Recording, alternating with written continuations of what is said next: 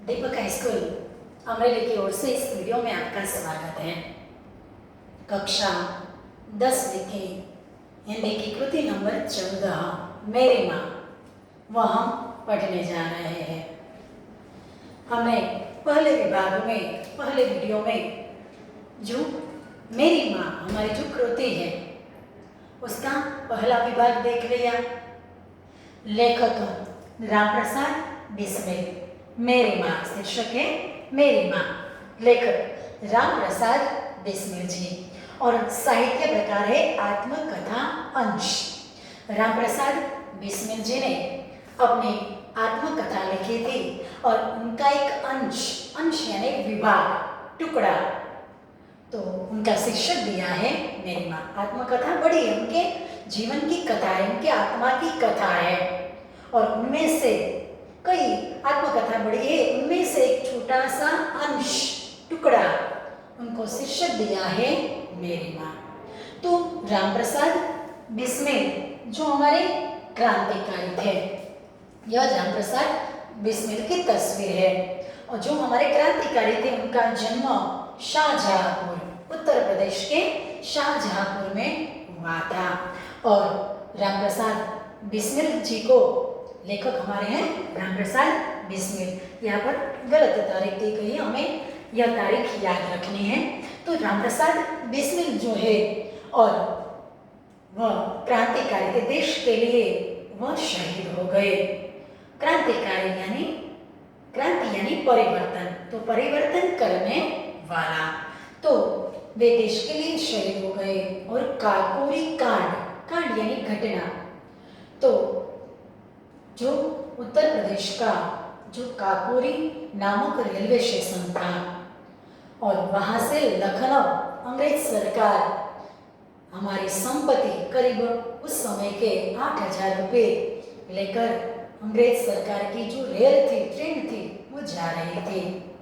और क्रांतिकारियों ने सोचा, रोशन सिंह, चंद्रशेखर आजाद, कई ऐसे क्रांतिकारी थे, उसने सोचा कि अगर इस पैसे को लूट लिया जाए, हमारे देश का पैसा था और उसे लूट लिया जाए तो उसके कारण हम हथियार भी ले सकते हैं और जिसके कारण हम देश को आज़ाद, अंग्रेजों की गुलामी में से हमारे देश को आज़ाद कर सकते हैं। और इसीलिए रामप्रसाद बिस्मिल जी ने और उनके साथियों ने, चंद्रशेखर आजाद भी उनमें शामिल थे, कई क्रांतिकारी थे उनमें, और उन सब ने काकोरी उत्तर प्रदेश का जो काकोरी रेलवे स्टेशन है वहाँ पर उसने इस पैसों की लूट के और वह भाग गए। परंतु बाद में किसी व्यक्ति के बात अंग्रेज सरकार किसी व्यक्ति ने कहा पर ये सभी छुपे हैं और यह बात उन्होंने अंग्रेज सरकार को बता दी और इसी कारण ये सभी गिरफ्तार हो गए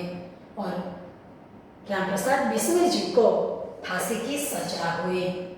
तो रामप्रसाद बिस्मिल जी ने जब जेल में उसे रखा गया तब वहाँ पर उसने अपनी आत्मकथा लिखी और उनके जीवन में उनकी माँ का जो योगदान है वह अवर्णनीय है, जिसका वर्णन नहीं हो सकता। और वह यह भी कहते हैं कि मैं माता के ऋण से, ऋण यानी कर्ज से कभी ऋण नहीं हो सकता, यानी कर्ज में से कभी भी मुक्त नहीं हो सकता। अगर मैं जन्म जन्मांतर अनेक जन्म लूँ, एक जन्म नहीं लेकिन अनेक जन्म लूँ तो भी मैं मेरी माता का, उनकी माता का नाम था मूलमती जी, और उनकी माता का जो उनके जीवन में योगदान था और उनके कारण वे कभी भी उनके ऋण से मुक्त नहीं हो सकते। तो इस पाठ में उन्होंने अपनी माता के बारे में यहाँ पर प्रस्तुत किया है। तो यह भी हमने देख लिया था, हमने यह भी देखा था, यह उनकी आत्मकथा है, यह उनकी माता जी है मूलमती जी, और यह काकोरी रेलवे स्टेशन है जहाँ पर हमारे क्रांतिकारियों ने लूट की थी। और यह काकोरी स्टेशन है। रामप्रसाद बिस्मिल, तोमर, अशफाक उल्ला खान, ठाकुर रोशन सिंह, इन सभी को, इन तीनों को फांसी की सजा हुई थी। चंद्रशेखर आजाद इसमें शामिल थे परंतु वे, उनको फांसी की सजा नहीं हुई थी क्योंकि वे पकड़े नहीं गए थे। तो यह भी हमने बहुत ही विस्तार से इनके बारे में हमने पहले वीडियो में देख लिया है। हमने यह भी देखा था, शुरुआत की थी हमने गद्य की, कि रामप्रसाद बिस्मिल जी को सेवा समिति उस समय लखनऊ शहर है, वहाँ पर कांग्रेस की एक समिति थी और वहाँ पर जाने की इच्छा थी। उनकी माताजी, उनके पिताजी और उनकी दादी जी या उनके पिताजी हैं, ये उनकी माताजी है रामप्रसाद बिस्मिल जी के, और उनके पिताजी ने उसे लखनऊ कांग्रेस के अधिवेशन में जाने के लिए मना कर दिया। उनकी माता ने इस प्रकार उन्हें अपने पास तो थोड़े से पैसे थे, उसमें से किस प्रकार खर्च देकर लखनऊ कांग्रेस समिति ने उसे भेज दिया और किस प्रकार माता ने उनका साथ दिया। इनकी बात हमने यह भी देख ली थी। हमने यह भी देखा था कि माताजी जब रामप्रसाद बिस्मिल जी को साथ देती थी और उस वक्त ऐसा होता था कि उनके पिताजी उन्हें डांटते थे, मारते थे और कई बार उन्हें सजा भी देते थे। लेखक हमें रामप्रसाद बिस्मिल जी यह भी कहते हैं कि मेरे गुरु जो श्री सोमदेव जी है, उनका और मेरी माता का मेरे जीवन में बहुत ही महत्वपूर्ण योगदान है। और मेरी माता ने जो मुझे प्रोत्साहन दिया सद्व्यवहार का, मेरी माता के प्रोत्साहन सद्व्यवहार के कारण मेरे जीवन में जो सत्य बोलने की दृढ़ता आई वह आजीवन रही। और हमें एक उदाहरण भी दिया था कि किस प्रकार रामप्रसाद बिस्मिल जी अपने पिताजी के हस्ताक्षर नहीं करते और किस प्रकार वह सच्चाई के मार्ग पर अडिग रहते हैं, यह भी हमने देख लिया था। अब हम हमारे अगले पृष्ठ पर आगे बढ़ते हैं, तो शुरू करते हैं हमारा पाठ। 11 वर्ष की उम्र में माताजी विवाह कर शाहजहांपुर आई थी। हम आगे बढ़ते हैं हमारे अगले परिच्छेद की ओर।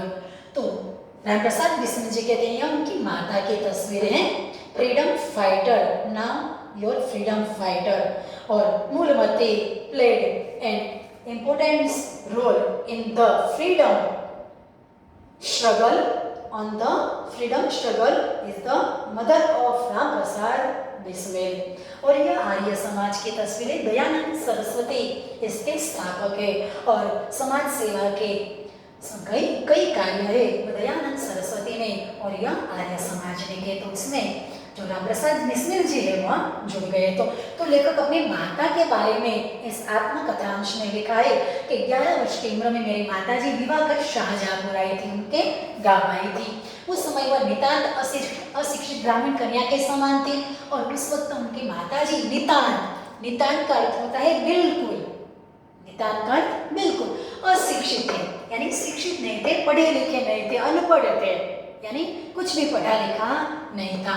तो बिल्कुल अशिक्षित यानी पढ़े लिखे नहीं थे और एक ग्रामीण कन्या के समान थी। ग्रामीण या गांव में रहने वाली जो कन्या होती है उनके समान थी। शाहजहांपुर आने के थोड़े दिनों बाद दादी जी ने अपनी छोटी बहन को बुला लिया और जब मेरी माता शादी करके शाहजहांपुर आई तो उन्हें घर का काम सिखाने के लिए मेरी दादी जी, देखो कहते कि मेरी दादी जी ने अपनी छोटी बहन को शाहजहांपुर बुला लिया। उन्होंने माताजी को गृह कार्य की शिक्षा दी। गृह यानी घर, गृह का कार्य। तो यह व्याकरण होता है समास और समास में बनता है तत्पुरुष समास, षष्ठी विभक्ति संबंध तत्पुरुष समास। तो गृह का कार्य विग्रह होता है गृह का कार्य, गृह यानी घर। तो माताजी को यानी कि दादी जी की जो बहन थी उसने माताजी को सभी गृह कार्य की शिक्षा दी, यानी शिक्षण दिया, उसने सिखाना शुरू कर दिया। थोड़े दिनों में माताजी ने घर के सब कामकाज को समझ लिया। काम और काज। तो व्याकरण होता है द्वंद्व समास। तो दादी जी की बहन ने माताजी को थोड़े दिनों में सभी काम सिखा दिए और माताजी ने छोटी उम्र में सभी काम सीख भी लिए और भोजनादि का ठीक प्रबंध करने लगी। भोजनादि संधि विच्छेद होगा, भोजन वत्ता आदि यानी वगैरह। तो भोजन आदि का ठीक एक ही शब्द दोबारा आता है, द्विरुक्ति होती है शब्द की और इसीलिए बनता है अव्ययी भाव समास। तो कहते हैं कि मेरी माताजी ने सब काम समझ लिए और भोजन आदि का ठीक प्रबंध करने लगी। प्रबंध यानी व्यवस्था समझा। तो 11 वर्ष की लड़की छोटी बहुत होती है और फिर भी उसने बहुत ही समझदारी से घर के सभी काम सीख लिए। मेरे जन्म होने के 5 या 7 वर्ष बाद उन्होंने हिंदी पढ़ना प्रारंभ किया। पढ़ने का शौक उन्हें खुद ही पैदा हुआ था। लेखक रामप्रसाद बिस्मिल जी के जन्म के बाद उनकी माताजी ने पढ़ना लिखना शुरू किया। 5 या 7 वर्ष बाद उसने पढ़ना लिखना शुरू किया। पढ़ने का शौक, शौक यानी शौक, रस, श पर शौक का अर्थ होता है शौक, तो रस।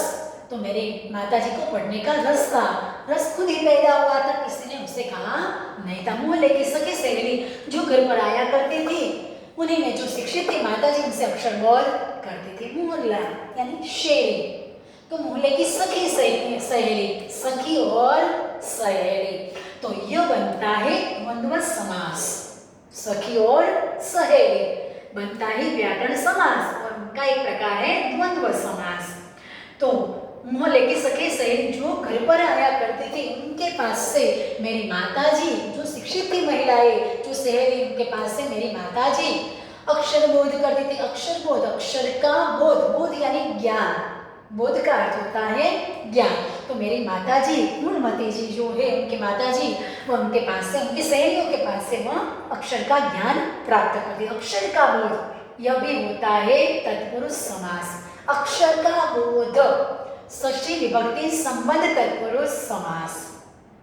इस प्रकार घर का सब काम कर चुकने के बाद जो कुछ समय मिल जाता उसमें पढ़ना लिखना करती। घर का सभी काम कर चुकने के बाद, घर के सभी कार्य कर लेने के बाद में वे पढ़ना लिखना मेरी माताजी करती। पढ़ना और लिखना व्याकरण है, यह भी पढ़ना और लिखना यह व्याकरण का फिर से समास आता है कि तत्पुरुष समास नहीं, यह है द्वंद्व समास। मेरी भूल हो गई थी। पढ़ना और लिखना जहाँ पूर्व पद और उत्तर पद दोनों मुख्य होते हैं तो वहां पर बनता है द्वंद्व समास, पढ़ना और लिखना। तो मेरी माताजी घर के सभी काम कर चुकने के बाद वह पढ़ना लिखना करती थी। परिश्रम के बल से थोड़े दिनों में वह देवनागरी पुस्तकों का अध्ययन करने लगी। परिश्रम यानी मेहनत, बल यानी ताकत। तो उनकी पढ़ने की जिज्ञासा के कारण, उनके पढ़ने की मेहनत के कारण थोड़े दिनों में वह देवनागरी पुस्तकों का वह अध्ययन करने लगे। मेरी बहनों को छोटी आयु में माताजी शिक्षा दिया करती थी। अब उनकी माताजी ने शिक्षण प्राप्त कर लिया और इसीलिए लेखक की छोटी बहनों को उनकी छोटी आयु में, उनकी बहनों को छोटी आयु में यानी उम्र, तो उनके छोटी उम्र में माताजी उसे शिक्षण दिया करती थी। जब से मैंने आर्य समाज में प्रवेश किया माताजी से खूब वार्तालाप होता। यह आर्य समाज है, दयानंद सरस्वती इनके स्थापक है। तो लेखक उनमें हर देश सेवा के कार्य, समाज सेवा के कार्य, जो भी कार्य होते थे लेखक उनमें बहुत ही उत्साह से भाग लेते थे। और उन्होंने जब आर्य समाज में प्रवेश किया तो माताजी से उनका खूब संवाद होता, वार्तालाप होता, बातचीत होती। उस समय की अपेक्षा उनके विचार भी कुछ उदार हो गए। जब वो पढ़ी लिखी नहीं थी तब उनके विचार अलग थे और जब उसने पढ़ना लिखना उसने सीख लिया तब के भी उनके विचार अलग थे। तो कहते हैं कि अब उनके विचार भी उदार हो गए। यदि मुझे ऐसी माता न मिलती तो मैं भी अति साधारण मनुष्य के भांति संसार चक्र में फंसकर जीवन निर्वाह करता।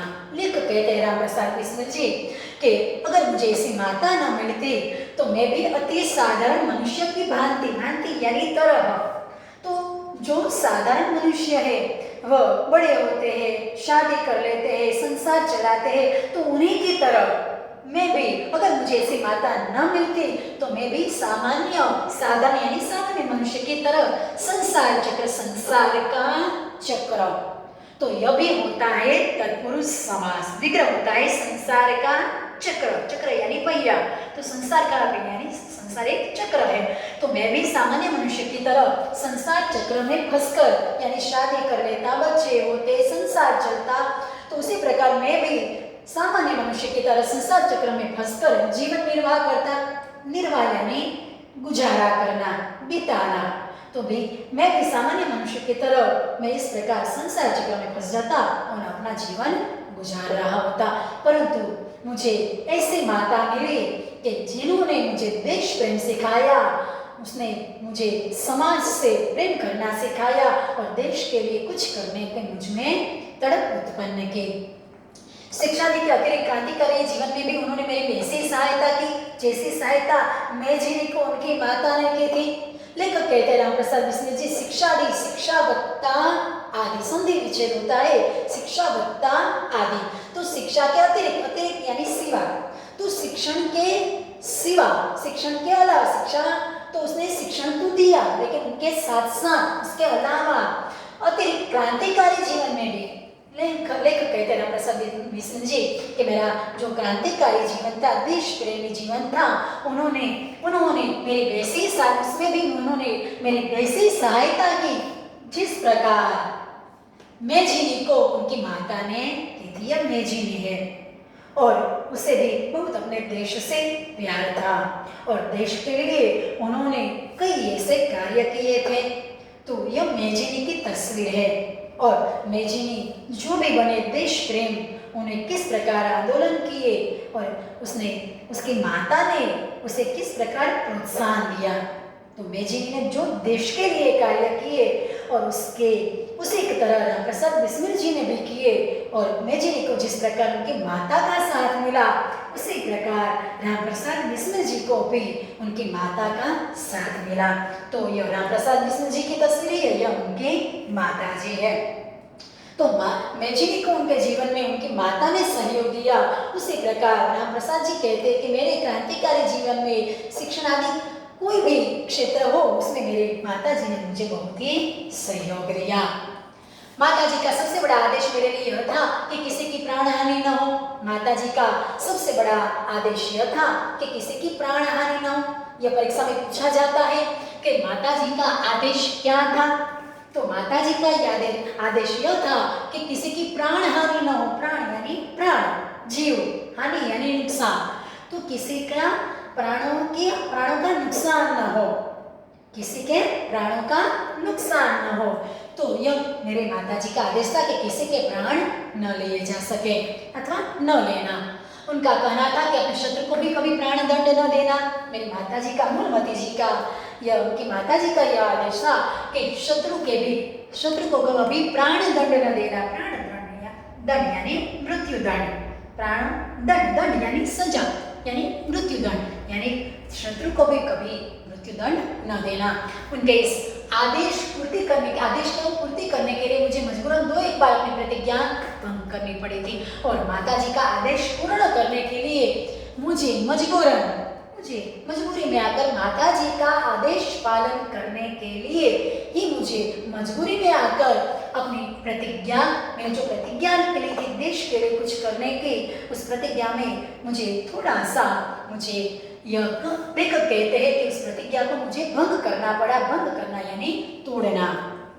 तो वह जो प्रतिज्ञा उसने ली थी उसमें माता ने आदेश दिया था, इसी कारण माता का आदेश पालन करने के लिए उसने अपनी प्रतिज्ञा भी तोड़ दी थी। तो यह किस प्रकार के वह आज्ञा पालक पुत्र है वह भी हम यहाँ पर देख सकते हैं।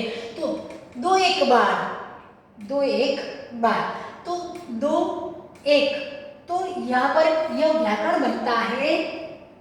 बनता है द्वंद्व समास। 2-1 बनता है द्वंद्व। यह द्विगु नहीं है क्योंकि यहाँ पर उत्तर पद में भी संख्या बताई गई है। द्विगु कब बनता है द्विगु समास? तो जहाँ पूर्व पद संख्या दिखाता है, यहाँ पर 2 में संख्या दिखाई गई है और इसीलिए यह बनता है द्वंद्व समास। तो लेखक कहते हैं कि मेरी माता का आदेश पालन करने के लिए मुझे अपनी प्रतिज्ञा तोड़नी पड़ी थी, भंग करनी पड़ी थी। जन्मदात्री जननी, बहुत ही सुंदर ऐसा संबोधन करते हैं कि जन्मदात्री जननी। जन्मदात्री, दात्री यानी देने वाली, तो जन्म देने वाली जननी यानी माता। तो जन्म देने वाली माता। तो यहाँ पर विरुद्धार्थी होगा जनक यानी पिता, जननी यानी माता। दोनों अर्थ विरुद्धार्थी है लेकिन दोनों साथ है। तो जन्म देने वाली जननी, इस जीवन में तो तुम्हारा ऋण उतारने का प्रयत्न करने का भी अवसर न मिला। इस जन्म में तो क्या, यदि मैं अनेक जन्मों में भी सारे जीवन प्रयत्न करूं तो भी तुमसे वो ऋण नहीं हो सकता। लेकिन राम प्रसाद बिस्मिल जी आत्मकथा अंश में लिखते हैं कि हे माता, मैं इस जन्म में क्या तो क्या, मैं अनेक जन्म लूं तो भी मैं आपका जो ऋण है, मुझ पर जो कर्ज है, उनसे मैं कभी भी मुक्त हो सकता नहीं। वो ऋण नहीं हो सकता, वो ऋण यानी ऋण में से मुक्त होना। तो हे माता, अगर मैं अनेक जन्म, एक जन्म नहीं, अगर मैं अनेक जन्म लूं तो भी आपका जो मुझ पर ऋण है, कर्ज है, उनसे भी मैं मुक्त नहीं हो सकता। जिस प्रेम तथा दृढ़ता के साथ तुमने इस तुच्छ जीवन का सुधार किया है वह अवर्णनीय है। उनकी माता को कहते हैं कि हे माता, जिस प्रेम तथा जिस दृढ़ता यानी मक्कमता से आपने मेरे इस सामान्य तुच्छ मामूली जीवन का जो सुधार किया है वह अवर्णनीय है, अवर्णनीय, जिसका वर्णन न हो सके, वह जिसका शब्दों में वर्णन न हो सके, जिसका वर्णन न हो सके, तो यह बनता है व्याकरण बहुव्रीहि समास। और शब्द समूह भी है बहुव्रीहि समास, जिसका वर्णन न हो सके वह। तो माता ने उनके तुच्छ मामूली सामान्य लघु ऐसे जीवन का जो सुधार किया है, तो उनका जो वर्णन करना बहुत ही मुश्किल है। मुझे जीवन की प्रत्येक घटना का स्मरण है कि तुमने जिस प्रकार अपनी देववाणी का उपदेश देकर के मेरा सुधार किया। लेखक कहते हैं कि मुझे जीवन की प्रत्येक घटना का स्मरण है, प्रत्येक यानी हर एक घटना, हर घटना का मुझे स्मरण यानी याद है। तो मुझे हर घटना याद है कि किस प्रकार आपने अपनी देववाणी का उपदेश करके, आपकी जो वाणी है, आपकी जो बोली है, वो देववाणी है, और देववाणी का उपदेश करके आपने जो मेरा सुधार किया है वह हर घटना का मुझे स्मरण है। तुम्हारी दया से मैं देश सेवा में संलग्न हो सका। उनकी माता को कहते, संबोधित करते हुए आत्मकथा अंश में कहते हैं राम प्रसाद बिस्मिल जी कि आपकी दया से, आपकी कृपा से ही मैं देश की सेवा, तो यह बनता है व्याकरण तत्पुरुष समास और षष्ठी विभक्ति संबंध तत्पुरुष समास, देश की सेवा। तो उनकी माता को कहते हैं कि आपकी कृपा से, आपकी दया से ही मैं देश सेवा के कार्यों में संलग्न हो सका, यानी संलग्न मतलब जुड़ सका, उसमें आ सका, जुड़ना। धार्मिक जीवन में भी तुम्हारी प्रोत्साहन ने सहायता दी। धार्मिक मेरा जो जीवन था उसमें भी आपने मेरी बहुत ही सहायता दी, आपने मुझे उसमें प्रोत्साहन दिया। जो कुछ शिक्षा मैंने ग्रहण की उसका भी श्रेय तुम्हीं को है। मैंने जो कुछ भी शिक्षण प्राप्त किया उनका श्रेय, उनका योगदान हे माता आपको ही जाता है। क्यों? तो इसलिए क्योंकि उनके पिताजी और उनकी दादी जी उसे पढ़ाना नहीं चाहते थे, उनकी शादी करके उसे संसार चक्र में फंसाना चाहते थे। उस वक्त माता जी ने उनका विरोध किया था, और इसीलिए लेखक कहते हैं कि मैं पढ़ सका, आगे बढ़ सका, देश सेवा के काम में मैं जुड़ सका, तो उनका सब कुछ श्रेय आपको जाता है। तो जो कुछ शिक्षा मैंने ग्रहण करना है यानी प्राप्त करना, तो जो कुछ शिक्षा मैंने ग्रहण की उसका श्रेय यानी उसका योगदान, उनका यश आपको ही जाता है। जिस मनोहर रूप से तुम मुझे उपदेश करती थी उसका स्मरण कर तुम्हारी मंगलमय मूर्ति का ध्यान आ जाता है। जिस मनोहर रूप से, मनोहर यानी सुंदर, मनोहर का अर्थ होता है सुंदर, तो मन को हरने वाला, हरना यानी छीनना, अपनी ओर खींच लेना, अपनी ओर आकर्षित करना, तो मन को हरने वाला, तो यह भी हुआ तत्पुरुष समास, मन को हरने वाला तत्पुरुष समास। तो लेखक कहते हैं कि जिस मनोहर रूप से तो मुझे उपदेश करते थे, उपदेश यानी ज्ञान देते थे, जब उनका मैं आज जेल में बैठा, क्योंकि राम प्रसाद बिस्मिल जी जब आत्मकथा अपनी लिख रहे हैं वो जेल में लिख रहे हैं, और 2 दिन बाद जब उनकी आत्मकथा पूर्ण हुई उसने किसी भी तरह बाहर भिजवा दी, और बाद में 2 दिन के बाद उन्हें फांसी दी गई थी। तो जब वो आत्मकथा जेल में लिख रहे थे उस समय उन्हें अपनी माता की जो मंगलमय मूर्ति थी, मंगल यानी शुभ, मंगल का अर्थ होता है शुभ, मय यानी भरी हुई, तो यानी शुभकारी मूर्ति, जब मैं इस वक्त भी यह अंश लिख रहा हूँ, आत्मकथा लिख रहा हूँ, उस वक्त आपका स्मरण कर आपकी जो मंगलमय मूर्ति है वह मुझे याद आ जाती है। और आपके सामने मेरा मस्तक है वह झुक जाता है, यानी मैं आपको नमस्कार करता हूँ, मेरा मस्तक आपके आगे झुक जाता है। तो मैं यदि मुझे ताड़ना भी देनी हुई तो बड़े स्नेह से हर बात को समझा दिया। ताड़ना है यानी आपको मुझे कुछ कहना हो, तो जब मैं कोई गलत कार्य कर रहा होता हूँ और उस वक्त आपको कभी रोकना होता है, तब भी आपने बड़े ही प्रेम से स्नेह से मुझे हर बात को समझा दिया था। कभी भी आपने मुझे डांटा नहीं था। यदि मैंने धृष्टतापूर्ण उत्तर दिया तब तुमने प्रेम भरे शब्दों में यही कहा कि तुम्हें जो अच्छा लगे वह करो, किंतु ऐसा करना ठीक नहीं। लेखक कहते राम प्रसाद बिस्मिल जी कि जब मैंने कभी ऐसा हुआ होगा कि जब मैं छोटा था और आपके साथ धृष्टतापूर्ण मैंने व्यवहार किया हो। धृष्टता यानी कोई बात का सही उत्तर न देना, धृष्टता का अर्थ दुष्टता, उद्दंडता। तो मैंने कभी आपको उद्दंडता से उत्तर दिया, तब भी आपने बहुत ही प्रेम भरे शब्दों में यही कहा, आपने मुझे बहुत ही प्यार से यह कहा कि तुम्हें जो अच्छा लगे वह करो, किंतु ऐसा करना उचित न होगा। क्योंकि हर घर में ऐसा होता है कि अपने संतानों को माता पिता किसी गलत रास्ते पर संतान जाते हैं तो माता पिता उसे समझाने का प्रयत्न करते हैं। एक बार करते हैं, 2 बार करते हैं, 3 बार करते हैं, परंतु जब संतान समझ नहीं जाता तो ऐसा कहते हैं कि तुम्हें जो अच्छा लगे वह करो। एक बार सही रास्ता दिखा देते हैं कि अपने संतान को सही रास्ता दिखा देते हैं कि यह बात गलत है, यह करना ठीक ना होगा, लेकिन तुम्हें जो अच्छा लगे वह करो। तो माताजी ने इसी प्रकार शायद बचपन में ऐसा हुआ होगा और उसकी बात याद करके वह अपने आत्मकथा में लिखते हैं। जीवनदात्री हमने यहाँ पर देखा था, आगे जन्मदात्री, यहाँ पर कहते हैं जीवनदात्री, यानी सच्चे अर्थों में, सच्चे मायने में जीवन देने वाली। आपने मुझे जन्म तो दिया है, लेकिन साथ साथ आपने सच्चा जीवन, मैं देश के लिए कुछ कार्य कर सकूं ऐसा आपने मुझे जो प्रोत्साहन दिया, और इसीलिए सही अर्थ में आपने मुझे जीवन भी दिया है। दात्री यानी देने वाले, जीवन देने वाले, ऐसा सुंदर ऐसा संबोधन अपनी माता के प्रति वह करते हैं। तुमने शरीर को जन्म देकर केवल पालन पोषण ही नहीं किया, बल्कि आत्मिक, धार्मिक तथा सामाजिक उन्नति में तुम्हें मेरी सदैव सहायक रही। लेखक कहते राम प्रसाद बिस्मिल जी कि आपने मेरे शरीर को जन्म तो दिया है, जन्म देने के साथ साथ आपने पालन पोषण किया है, और उनके साथ आपने आत्मिक यानी आत्मा के साथ जुड़ा हुआ धार्मिक और सामाजिक उन्नति यानी प्रगति, विकास।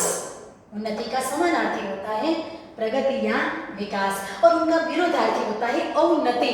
उन्नति का विरोधार्थी होता है अउन्नति। तो आपने मेरे धार्मिक, आत्मिक और सामाजिक जो उन्नति थी उनमें भी आपने मेरी सदैव सहायक आप रही है। सदैव એટલે यानी कि हमेशा, सदैव यानी हमेशा। जन्म जन्मांतर परमात्मा ऐसी ही माता दे। राम प्रसाद बिस्मिल जी अपनी माता को याद करते हुए इस आत्मकथांश में यह कहते हैं कि जन्म जन्मांतर यानी अनेक जन्मों में मुझे हे परमात्मा परम ऐसी आत्मा, व्याकरण होता है परमात्मा, परम यानी श्रेष्ठ, तो परम ऐसी आत्मा तो बनता है कर्मधारय समास। व्याकरण में एक प्रकार है समास और समास का एक प्रकार है कर्मधारय समास। तो परम ऐसी आत्मा, तो परमात्मा जिसकी आत्मा श्रेष्ठ है, यानी ईश्वर के बारे में यह बताया गया है। तो लेखक कहते हैं राम प्रसाद जी कि जन्म जन्मांतर ईश्वर मुझे ऐसी माता दे। आगे बढ़ते हैं। महान से महान संकट में भी तुमने मुझे अधीर नहीं होने दिया। लेखक कहते हैं कि आपने महान से महान मेरे पर कोई भी मुसीबत आई, भयंकर मुसीबत आई, उसमें भी आपने मुझे कभी अधीर नहीं होने दिया। अधीर यानी व्याकुल, परेशान, आपने मुझे कभी परेशान नहीं होने दिया। सदैव अपने प्रेम भरी वाणी सुनाते हुए मुझे सांत्वना देती रही, और हमेशा आपने मुझे प्रेम भरी वाणी सुनाते हुए मुझे सांत्वना यानी दिलासा, आश्वासन देती रही।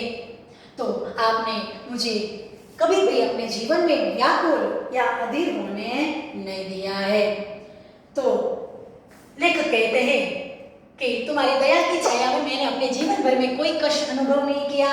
आपकी दया की छाया में मैंने जीवन भर अपना पूरा जीवन कोई कष्ट अनुभव नहीं किया है। इस संसार में मेरी किसी भी भोग विलास तथा ऐश्वर्य की इच्छा नहीं है। तो लेखक कहते हैं कि संसार में मुझे कोई भी इच्छा नहीं है, कोई भोग विलास की, कोई भोग विलास यानी ऐश्वर्य यानी संपत्ति। तो मुझे इस जन्म में किसी भी धन संपत्ति की, मुझे कोई ऐशो आराम की इस जीवन में इच्छा नहीं है। केवल एक इच्छा है यह कि एक बार श्रद्धापूर्वक तुम्हारे चरणों की सेवा करके अपने जीवन को सफल बना लेता, क्योंकि वह जब आत्मकथा लिख रहे होते हैं उस वक्त वह जेल में होते हैं और इसीलिए लिखते हैं कि मेरी एक ही इच्छा है कि एक बार श्रद्धापूर्वक आपके चरणों की मैं सेवा करके अपने जीवन को सफल बना लेता।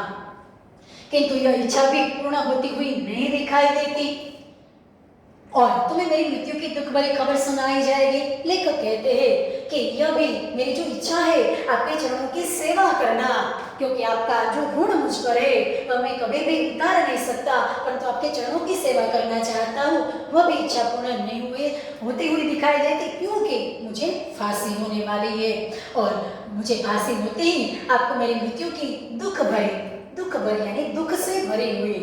तो यह भी हुआ तत्पुरुष समास, दुख से भरी आपको खबर सुनाई दी जाएगी। माँ, मुझे विश्वास है कि तुम यह समझकर धैर्य धारण करोगे कि तुम्हारा पुत्र माताओं की माता यानी भारत माता की सेवा में अपने जीवन को बलि देवी को भेंट कर गया। उनकी माता को कहते हैं रामप्रसाद बिस्मिल जी, हे माता, मुझे पक्का विश्वास है कि आप यह समझकर मेरे जब मृत्यु की आपको खबर सुनाई जाएगी उस वक्त आप यह सोचकर यह समझकर धैर्य धारण करोगी। धैर्य यानी धीरज, यह धीरज धारण करोगी कि तुम्हारा जो पुत्र है माताओं की माता यानी मेरी जो माता आप है और आपकी माता भारत माता, और उनकी सेवा में अपने जीवन को बलि देवी यानी बलिदान की जो देवी है उनको अपना जीवन भेंट कर गया और इसीलिए आप यह सोचकर धैर्य धारण करोगे। साथ ही यह भी कहते लेखक कि और उसने तुम्हारी कोख कलंकित नहीं की, अपनी प्रतिज्ञा पर दृढ़ रहा और तुम्हारा पुत्र उसने तुम्हारी कोख है उसे कभी भी कलंकित नहीं की। कलंकित यानी कभी भी उस पर दाग नहीं लगाया, धब्बा नहीं लगाया। आपने मुझे जो जन्म दिया मैंने सच्चे अर्थ में उसे सार्थक किया और मैंने जो प्रतिज्ञा ली थी अपने देश सेवा के कार्य करने की उस पर मैं दृढ़ रहा। जब स्वाधीन भारत का इतिहास लिखा जाएगा तो उसके किसी पृष्ठ पर उज्ज्वल अक्षरों में तुम्हारा नाम भी लिखा जाएगा। जब स्वाधीन संधि विच्छेद होगा स्ववत्ता अधीन, संधि विच्छेद होगा स्ववत्ता अधीन, अधीन यानी आधारित, स्व यानी अपने पर आधारित, स्वाधीन तो उनका विरोधार्थी होगा पराधीन, दूसरे पर आधारित। तो जब हमारा भारत देश आजाद होगा तब उसके किसी इतिहास के किसी पन्ने पर पृष्ठ यानी पन्ने पर उज्ज्वल अक्षरों में आपका नाम